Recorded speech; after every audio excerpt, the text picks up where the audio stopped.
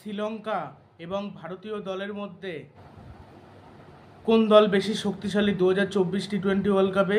শ্রীলঙ্কার স্কোয়াডটা বলবো, আর ভারতের স্কোয়াডটা সম্পর্কে তো এর আগে অনেকবার বলেছি, এই জন্য আর বিস্তারিত আর বলছি না, এমনি আলোচনা করব।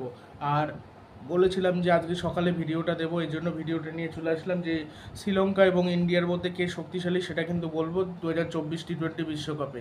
আর 2024 টি-20 বিশ্বকাপে শ্রীলঙ্কা এবং ভারতীয় দলের মধ্যে অবিশ্বাস্যটা মানে ভারতের বাজে রেকর্ড রয়েছে, সেটা হলো 2014 আর 2009 না 10-এ যেন খেলা হয়েছিল শ্রীলঙ্কার মধ্যে, তারপর আর কিন্তু খেলা পড়েনি ভারত এবং শ্রীলঙ্কার মধ্যে টি-20 ওয়ার্ল্ড কাপে। এবার টি-20 ওয়ার্ল্ড কাপে দুবার ম্যাচ মোকাবিলা করেছে শ্রীলঙ্কার বিরুদ্ধে ভারত, দুবারই কিন্তু ভারত হেরেছে, একবার 2009 বা 10-এ, একবার 2014 ফাইনাল ম্যাচটায় শ্রীলঙ্কার কাছে যেটা হেরে গেল। আর তার আগে 2009 বা 10 এরম খেলেছিল, 164 না 63 রান করেছিল যেন, আমি বলছি দেখে। ও 2010-এ, 9 না 10-এ, 11ই মে ম্যাচটা ছিল। ইন্ডিয়া 163 রান করেছিল 5 উইকেটে, আর শ্রীলঙ্কা 167 রান তুলেছিল 5 উইকেটে। শ্রীলঙ্কা জিতে নিয়েছিল 5 উইকেটে। আর ম্যান অফ দ্য ম্যাচ হয়েছিল বা প্লেয়ার অফ দ্য ম্যাচ হয়েছিল অ্যাঞ্জেলো ম্যাথিউস। আর ভারত একটু অবস্থানটা বলেন এই টি-20 ওয়ার্ল্ড কাপে। 2007-এ তো চ্যাম্পিয়ন হয়েছিল, 2009 সুপার 8 পর্যন্ত গেছিলো, 2010-এ সুপার 8 পর্যন্ত গেছিলো, 2012-তেও সুপার 8, 3বার পরপর সুপার 8। তারপর 2014 রানার আপ হলো, 2016 সেমিফাইনালিস্ট, সেমিফাইনালে গিয়ে হারলো, 2021-এ সুপার 12, আর 2022-এ সেমিফাইনালিস্ট। একবার চ্যাম্পিয়ন, 3বার সেমিফাইনালিস্ট, আর 4বার, একবার সুপার 8, তিনবার সুপার 8, একবার সুপার 12। এবার তো যাবেই সেমিফাইনালে, এবার যাবেই। আর এর মধ্যে ওই যে পাকিস্তানের একটা প্লেয়ার ইমামুল হক বলেছেন, হ্যাঁ ইমামুল হক বলেছেন যে ভারত নাকি সেমিফাইনালে যাবেই না। South Africa, Australia, England, Pakistan, South Africa, England, Pakistan আর একটা কোন দল যেন, নিউজিল্যান্ড বোধহয়, এরা ফাইনালে সেমিফাইনালে যাবে, ভারত নাকি সেমিফাইনালে যেতে পারবে না, এমনটা কিন্তু মন্তব্য করেছেন। মানে হাস্যকর মন্তব্য ইমামুল হক, এটা আমার মনে হয় না হবে বলে। আর শ্রীলঙ্কার আমি স্কোয়াডের কথাটা আগে একটু বলি, শ্রীলঙ্কার স্কোয়াডটা একেবারে খারাপ না, তবে যেহেতু হাসারাঙ্গা ক্যাপ্টেন, এই জন্য আমার ভালো লাগছে না। হাসারাঙ্গা অত ভালো অধিনায়ক না। ওয়ানিন্দু হাসারাঙ্গা অধিনায়ক, চারিতা আসালাঙ্কা, কুশল মেন্ডিস, পাতুম নিসাঙ্কা, কামিন্দু মেন্ডিস, সাদিরা সামাতিককর্মা, আর অ্যাঞ্জেলো ম্যাথিউস, দাসুন সানাকা, ধনঞ্জয় ডি সিলভা, মহেশ থেকসানা, দুনিত ওয়ালালাগে, দুষ্মন্ত চামিরা, নুয়ান থুসারা, মাথিসা প্রাথিরানা, দিলশান মাদুসাঙ্কা। এবার এর মধ্যে থেকে ওপেন হয়তো করতে পারে পাতুম নিসাঙ্কা, তার সাথে হয়তো পাতুম নিসাঙ্কার সাথে ওপেন করবে কুশল মেন্ডিস, ওপেন করতে পারে। 3 নম্বরে হয়তো সাদিরা সামাতিক্রমা খেললো, 4-এ হয়তো কামিন্দু মেন্ডিসকে খেলানো গেল, 5-এ খেললো অ্যাঞ্জেলো ম্যাথিউস, 6-এ ডি সিলভা, 7 নম্বরে দাসুন সানাকা, 8 নম্বরে মহেশ থেকসানা, 9 নম্বরে দুনিত ওয়ালালাগেও খেলতে পারে, আর চাইলে একটা পেসারও খেলাতে পারে।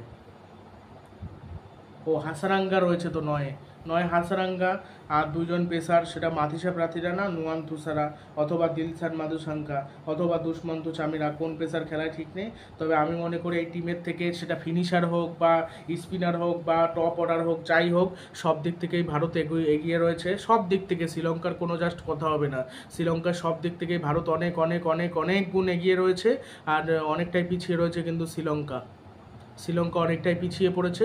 আর শ্রীলঙ্কার ভারতের মধ্যে আর ম্যাচ হয়নি বলে, না হলে ভারত তো হারিয়েই দিত। এই বছরও সেমিফাইনালে যদি ম্যাচ হয় তো ম্যাচ হবে, না হলে হবে না। কেন, ভারতের গ্রুপে নেই শ্রীলঙ্কা। যদি গ্রুপে থাকতো তাহলে ম্যাচ পড়তো। গ্রুপে রয়েছে পাকিস্তান, তারপরে পাকিস্তান, আয়ারল্যান্ড, এরা রয়েছে, এদের সাথে খেলা পড়বে। এবার এদের সাথে তো এগুলো আরামসে জিতবে। পাকিস্তানই একমাত্র কঠিন প্রতিপক্ষ, তাও পাকিস্তানের এখন যে অবস্থা, তবে পাকিস্তানের বিরুদ্ধে যদি ভারত জেতার মতো খেলে তাহলে জিতবেই। তবে আমার একটা জিনিসই ভয় লাগছে, ভারতের ফিনিশিং দিকে একটু সমস্যা। মানে যেহেতু রিঙ্কু সিংকে নেওয়া হয়নি, ওই একটা জিনিসই আমি খামতি লাগছে, আর কোনো কিন্তু খামতি লাগছে না। ওপেন যদি বিরাট কোহলি, রোহিত শর্মা চালিয়ে খেলতে পারে, মোটামুটি রান করতে পারে, তাহলে কোনো অসুবিধা খুব একটা হবে না। 50 রানও যদি পাওয়ার প্লেতে তোলে, 48-50 রান, আমি বলবো ভালো। এবার হ্যাঁ, যশস্বী জয়সওয়াল হলে কিন্তু উইকেটও পড়ে যেতে পারতে। এবার যদি উইকেট না পড়ে 50 রান 48 রান তোলে বিরাট কোহলি রোহিত শর্মা মিলে, তাহলে ভালো হবে। একজনকে চালিয়ে খেলার দরকার নেই, দুজনেই চালিয়ে খেলুক।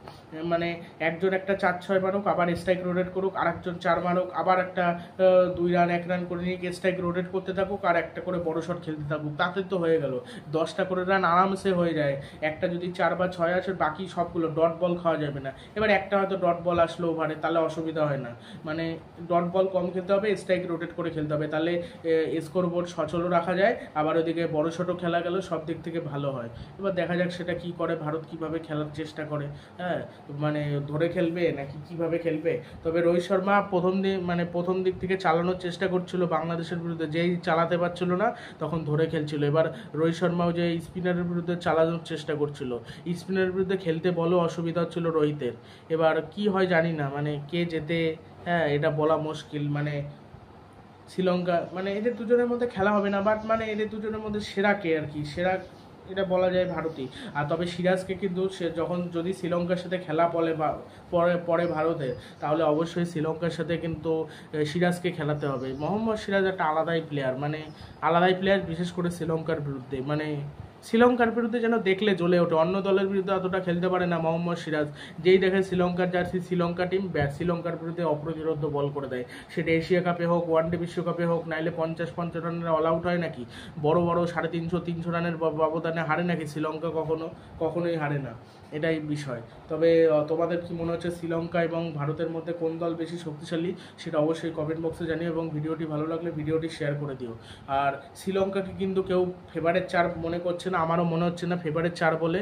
মহেশ দেকসেনা, হাসারাঙ্গা এরা রয়েছে ঠিকই, চাইলে আবার দুনিতওয়ালা লাগেও রয়েছে। সেক্ষেত্রে এটা মানে ব্যাটিং কম খেলাতে হবে, সেক্ষেত্রে স্পিনার বেশি খেলার। স্পিনার দুনিতওয়ালা লাগেও ভালো, তার সাথে ওয়ালা লাগাও ভালো বল করে, হাসারাঙ্গাও ভালো বল করে, আর ওই থেকসানাও খারাপ না। মাথিসা প্রার্থীরানা রয়েছে ঠিকই, বাট প্রতিটা ম্যাচে খেলবে নাকি এটা একটা সংশয় রয়েছে, তার কারণ তার তো নিজেরই চোট রয়েছে। চোটের জন্য খেলতে পারেনি, মানে আইপিএলে খেলতে কিন্তু পারেনি চেন্নাই সুপার কিংসের। এবার চোট থাকলে কিন্তু সমস্যা, চোট রয়েছে না কি রয়েছে সেটা দেখতে হবে, সেই বুঝে খেলতে হবে। তো দেখা যাক এখন কি হয়।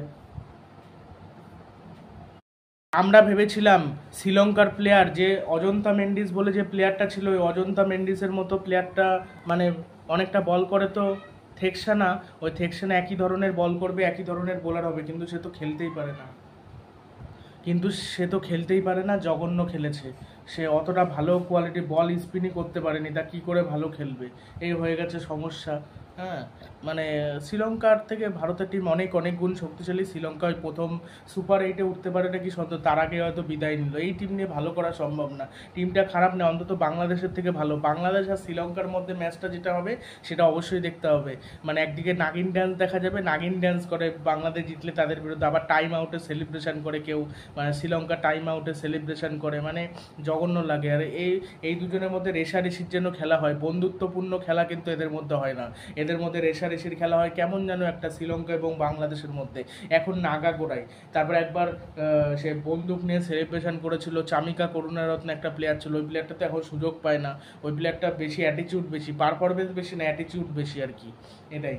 আর স্পিনাররা ভালো শ্রীলঙ্কার, ফাস্ট বোলাররা মাথিসা প্রার্থীরানা খেললে একাই কিন্তু বিধ্বংসী হয়ে উঠতে পারে। সে কীরকম ভালো প্লেয়ার সেটা আমরা সকলে জানি। তবে টি-20তে বেস্ট, ওয়ানডের ক্ষেত্রে আবার হাঁপিয়ে ওঠে। ওয়ানডে ক্রিকেটে যে বল করে না অনেক ওভার, তখন আর ভালো বল করতে পারে না, এটাই হয়ে যায় তার সমস্যা।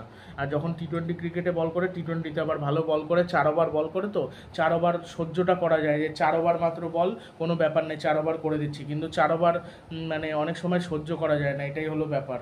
মানে এটাই, আমি নিশ্চয়ই ব্যাপারটা পুরো বুঝিয়ে আর কি বলতে পেরেছি। সেটাই, শ্রীলঙ্কা ভালো, এখান থেকে খেলা অসম্ভব, কেন ওদের টিমটা অতটা ভালো নেই। টিমটা ভারতের ভালো রয়েছে, ভারতই ভালো খেলবে।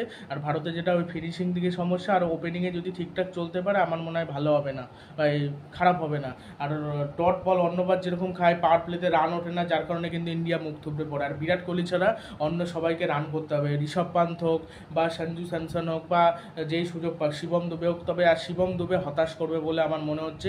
শিবম দুবের ওপর আমি বর্তমানে ভরসা করতে পারছি না, তার কারণ সে যেরকমভাবে কনফিডেন্স নিয়ে খেলেছিল প্রথম দিকে আইপিএলের ম্যাচগুলো, যেরকমভাবে ধারাবাহিকভাবে রান করেছিল সেরকমভাবে কিন্তু খেলতে পারছে না, এটাই হয়ে গেছে সমস্যা।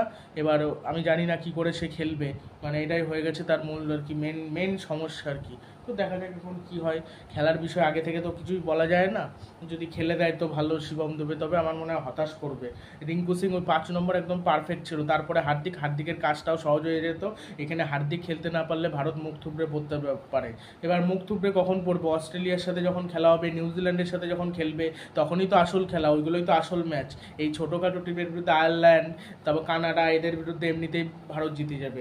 বড় টিমের বিরুদ্ধে জিততে হবে, বড় টিমের বিরুদ্ধে জিতলে তবে কিন্তু সেমিফাইনাল। আর ওইখানে কিন্তু একটা ম্যাচ হারলে মনে হয় সমস্যা। প্রথমে এই যে একটা ম্যাচ মনে হয় হারলেও অসুবিধা নেই, প্রথমের দিকে যে ম্যাচগুলো রয়েছে সেগুলো গ্রুপ লিগের ম্যাচ, তারপরে যে সুপার 12-এর ম্যাচ, সুপার 8-এর ম্যাচ, সেইটা মেন গুরুত্বপূর্ণ, সেখানে হারলে মনে হয় সমস্যা। আর যদি হারেও তখন আমার নেট রানের বিষয় চলে আসবে, দুটো হারলে তো হয়ে গেল, 3টে ম্যাচ হবে, দুটো মনে হয় জিততেই হবে। কঠিন টিমের বিরুদ্ধে দুটো টিম জিততে হবে। যেখানে আইসিসি র্যাঙ্কিংয়ে 1 নম্বরে রয়েছে ভারত, সেখানে তো আরামসে দুটো টিমকে হারানোই যেতে পারে। যেখানে সবার থেকে সেরা ভারত, সবার থেকে সেরা হয় 1 নম্বরে থাকে, তারপর যে কাপ জিততে পারেন, এটাই সব থেকে খারাপ লাগে। মূল কাপ জেতাটাই গুরুত্বপূর্ণ। 1 নম্বরে যদি নাও থাকে, 3-4 নম্বরেও যদি থাকতো, বাট কাপ জিতে নিত, তাহলে ভালো লাগতো।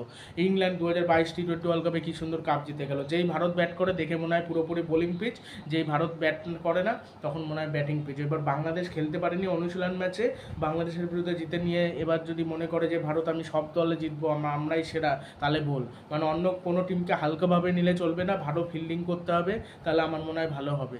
না হলে সমস্যা। আর অক্সার প্যাটেল আর জাদেজা, ওই দুজনকে একসাথে খেলানো একটা সমস্যা, একই ধরনের স্পিনার। আর জাদেজা একটু মেরে ব্যাটিং করতে হবে, আর সে কী ঠুক করে আউট হয়ে গেল আমি বলবো তাও ভালো। আর নাহলে যদি হার্দিক মারতে থাকে তখন আর কি করে মারবে, তখন স্ট্রাইক রোটেট করে তাকে দিয়ে খেলাক বেশি। জাদেজাকে এরকম মারকুটে ব্যাটিং করতে টি-20তে কখনোই দেখিনি। অক্সার তাও করেছে, বাট তার অ্যাভারেজ এই স্ট্রাইক রেট 140, হার্দিকেরও ভালো। বাট হার্দিক মানে যখন সিরিয়াসনেস নিয়ে খেলে না, সিরিয়াসনেস নিয়ে চেষ্টা করে ভালো খেলা, তখন ভালোই খেলে হার্দিক। ওই আইপিএলে ছ্যাবলাচ্ছিল, মানে ইয়ার্কি মারছিল, হাসছিল প্রথম থেকে, কীরকম যেন মানে জঘন্য বল করছিল, জঘন্য বল ব্যাট, দল হেরে যাচ্ছে ওই জায়গায় হাসছিল। আর এইখানে আবার ওরকম যেন না করে, তাহলে ভালো করবে। কেন হার্দিক পান্ডাই তো ভালো অলরাউন্ডার, এবং তার বিকল্প নীতিশ কুমার রেড্ডিকে তৈরি করা যেতে পারে যদি ভারত মনে করে যে তৈরি করবো। ভেঙ্কটেশারও কিন্তু হার্দিক পান্ডার বিকল্প হতে পারত, এদের কাউকে রেডিই করায় না। শিবম দুবেকে বল একটু বেশি করে করানো উচিত, এবং শিবম দুবে ম্যাচও হারিয়ে দিতে পারে। মানে প্রচণ্ড মার খায় তো, আগের দিন অনুশীলন ম্যাচে ভালো করেছে, আয়ারল্যান্ডের বিপক্ষে করতে পারে। আয়ারল্যান্ড এমন কিছু করতে পারে বলে মনে হয় না, ওর তো হয়তো 20 ওভার ব্যাটিংই করতে লাগলো না ভারতের। যদি এবার আয়ারল্যান্ড কাম ব্যাক করে, খুব ভালো খেলে দেয়, তাহলে আলাদা ব্যাপার। তবে আমার মনে হয় না ওরকম কিছু করতে পারবে বলে। আয়ারল্যান্ড এমনিতেই মুখ থুবড়ে পড়বে, এমনিতেই মানে আয়ারল্যান্ড পারবে না ওই ম্যাচ জিততে, সেটাই। মানে দেখা যাক কী হয়। শ্রীলঙ্কা এবং ভারতের মধ্যে যখনই ম্যাচটা হবে, যদি হয় সেমিফাইনাল, সেই ম্যাচটা আমি দেখতে চাই কেমন হয়। আর সিরাজকে খেলায় নাকি সেটা দেখতে চাই। সিরাজ খুব ভালো বল করে, যেই দেখে শ্রীলঙ্কার প্লেয়াররা তাদের বিরুদ্ধে চলে ওঠে। শ্রীলঙ্কা টি-20 ওয়ার্ল্ড কাপে 2014 সালে হারিয়েছিল, কুমার সাঙ্গাকারা 50+ রান করেছিল। ওই ম্যাচে একটা প্লেয়ার ব্যাট করতে পারেনি কোহলি বাদে, তা খেলবে কি করে? একটা দুটো প্লেয়ারের উপর ভরসা, সেই প্লেয়ার যদি খেলে তো জিতলো, না হলে হয়ে গেল। ওইভাবে হয় না, ওইভাবে সত্যি কথা বলতে হয় না, জেতা সম্ভব না ওইভাবে। ওই একটা দুটো প্লেয়ারের উপর ভরসা করে ওইভাবে হারতেই হয়, কিছু করার নেই। একটা দুটো প্লেয়ার কি জিততে পারবে? আর জাসপ্রীত বুমরা বলেছে যে আমি বেশি কিছু শেখাতে যাব না বোলারদের, বাট আমি চেষ্টা করব ভালো করার, আমি চেষ্টা করব তাদেরকে সমর্থন করার চেষ্টা করব, তাদেরকে সাহায্য লাগলে আমি সাহায্য করার চেষ্টা করব, সাহায্য করব, এইটুকু কিন্তু বলেছেন। এবার কতটা কি সাহায্য করতে পারে সেটা তো দেখতে হবে, সেটা তো সময় বলবে।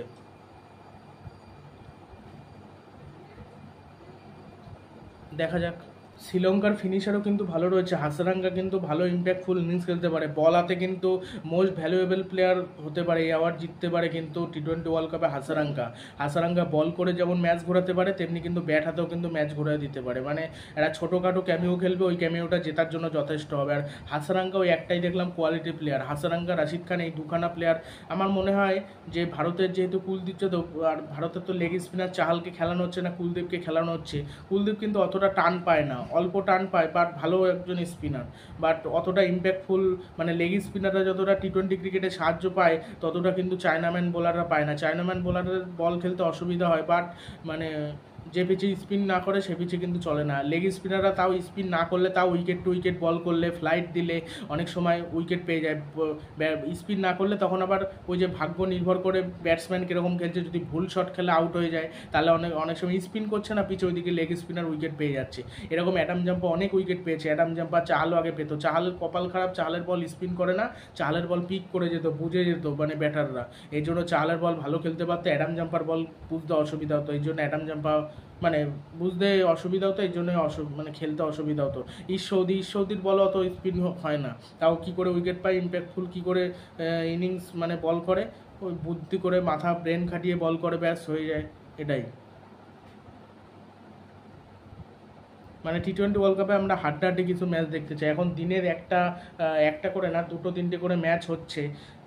এবার 2-3টে করে ম্যাচ হতে হতে তারপরে যখন ওই যে সুপার 8-এ যাবে তখন মনে হয় ম্যাচ একটা করে দিনে হবে, রাত্রির বেলায় একটা করে ম্যাচই হবে। তার আগে অবধি 2-3টে করে ম্যাচ চলতে থাকবে। আর টি-20 ওয়ার্ল্ড কাপ অনেকেই দেখতে পারে না, তার কারণ রাতে হলে দেখা যায়। এবারও দিনের বেলা, আর তারপর ভারতের খেলা নেই, অন্য টিমের খেলা কি দেখবে? যারা খুব ক্রিকেট প্রেমী, অনেক খেলা দেখে, তারা হয়তো দেখবে। তারা অনেকে স্টুডেন্টের পাশাপাশি মানে পড়াশোনার পাশাপাশি একটু খেলা টেলা টুকটাক দেখলো। এত সকালে খেলা দেখা সম্ভব? ভোর 6টার সময় খেলা দেখা যায় না, কখনোই খেলা দেখা যায় না, এটাই ব্যাপার। রাতে তাও খেলা দেখা সম্ভব, ওই সময় সম্ভব না কখনো।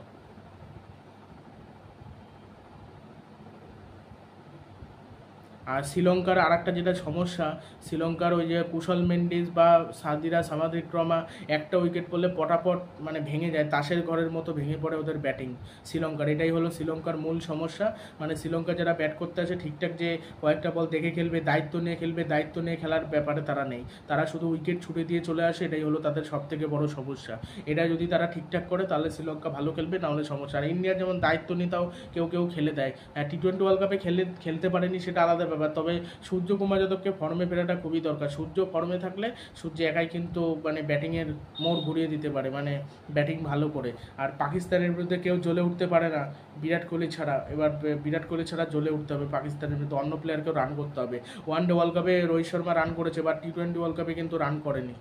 টি-20 ওয়ার্ল্ড কাপে বড় টিমের বিরুদ্ধে রেকর্ডও ভালো না রোহিতের রেকর্ডটা ভালো করতে হবে। আর অ্যাঞ্জেলো ম্যাথিউস কিন্তু স্লো প্লেয়ার, বাট 40 বলে 55 রান করবে, ওই ইনিংসটাই কিন্তু ইম্প্যাক্টফুল ইনিংস হবে। আবার বল হাতে কিন্তু ওদের বেশিরভাগ শ্রীলঙ্কার কিন্তু অনেকে অলরাউন্ডার রয়েছে, Dasun Shanaka allrounder, Angelo Mathews allrounder, Dhananjaya de Silva allrounder, সেটা অফ স্পিন অলরাউন্ডার, আবার হাসারাঙ্কা অলরাউন্ডার বেশি থাকলে কিন্তু সুবিধাটা বেশি। যেমন অ্যান্দ্রে রাসেলদের ওয়েস্ট ইন্ডিজের যেরকম অলরাউন্ডার বেশি, শ্রীলঙ্কারও কিন্তু অলরাউন্ডার বেশি রয়েছে। অলরাউন্ডার বেশি থাকলে কিন্তু সুবিধাটা পাওয়া যায়, অনেকটাই সুবিধা কিন্তু পাওয়া যায়।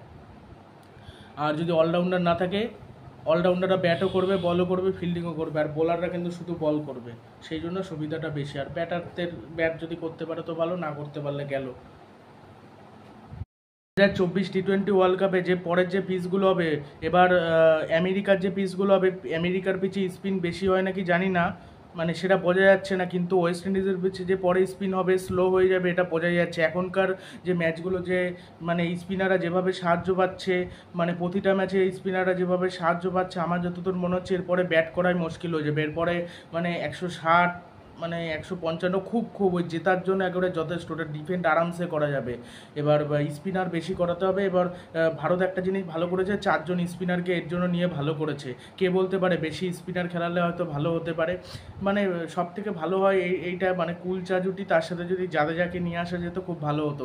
দরকার হলে বোলাররা ভালো করে প্র্যাকটিস করে ব্যাটিং করতো, শেষ দিকে একটা ব্যাটার খেললে কত বা 6 বলে 10 রান করবে, সেটা যদি নাও করতে পারে, মানে যারা শেষের দিকে তারা যদি শর্ট রান নিয়েও খেলতে পারে, তাও কিন্তু কিছুটা রান বেরোবে।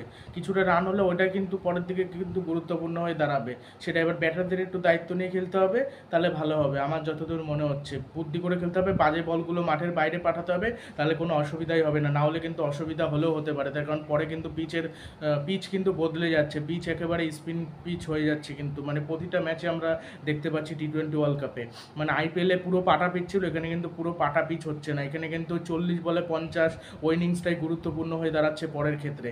আর আমি মনে করি প্রতিটা ম্যাচেই যেটা ব্যাটিং উইকেট সেটা চেস করুক, যেটা ব্যাটিং উইকেট না, হ্যাঁ, সেটা আমার মনে হয় যে যেটা আর কি যে সুইং উইকেটও প্রথম 1-2 বার খেলতে অসুবিধা হয়, পরে কিন্তু অসুবিধাটা হয় না। আর স্পিন উইকেটে, স্লো উইকেটে সবসময় কিন্তু খেলতে অসুবিধা হয়। এই জন্য প্রথমে ব্যাটটা করে নাও নিশ্চিন্ত মনে করে, তারপর একটা টার্গেট দাও, তারপর ডিফেন্ড করে ম্যাচ যেত। ফিল্ডিং ভালো করে সাজাও, অনেক সময় ফিল্ডিং ভালো সাজানোর দিয়েও ম্যাচ জেতা যায়। ভালো ব্যাটিংয়ে ভালো রান পাচ্ছে না ক্যাপ্টেন, কোনো অসুবিধা নেই, ক্যাপ্টেন্সি ভালো করে ম্যাচ জিতে যাচ্ছে, এরকমও কিন্তু জেতা যায়। এটাও যদি ভারত করে ভালো হবে। আর ভারতের 4টে স্পিনার নেওয়া ভালো সিদ্ধান্ত।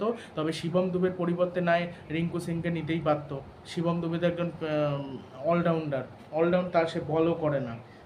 এরপরে হয়তো রিঙ্কু সিং সুযোগ পাবে, একবার পায়নি, তাতে কী হচ্ছে, যদি ভারত জেতে, যদি ফিনিশিং দিকটা কোনোভাবে উতরে যেতে পারে অসুবিধা হবে না। তবে স্পিন যত উইকেট হবে ফিনিশিং দিকে একটু হলেও চাপের হয়ে যাবে, কারণ জাদেজা স্পিন খেলতে পারে না, হার্দিক পারে, বাট হার্দিকের ওপরই মেন ভরসা থাকছে। আর অক্সার প্যাটেলও কিন্তু স্পিনটা খুব একটা খারাপ খেলে না, অক্সার প্যাটেলের উপর তাও একটু ভরসা করা যায়। জাদেজা স্পিন একেবারে না, লেগ স্পিন খেলতে পারে না, চায়নাম্যান খেলতে পারে, ফাস্ট বোলিংটা একটু ভালো খেলে, বাট স্পিন বোলিং একেবারে জঘন্য খেলে জাদেজা। রিঙ্কু সিং তাও সে স্পিন খেলতে পারতো না, বাট শেষ দিকে তাও স্পিনটা একটু ভালো করে খেলা শুরু করেছিল। এটাই হলো সমস্যার বিষয়। তো দেখা যাক এখন কি হয়, জানি না, এই নিয়ে কি করে কি হবে বোঝা মুশকিল, ভালো খেলা খুবই মুশকিল।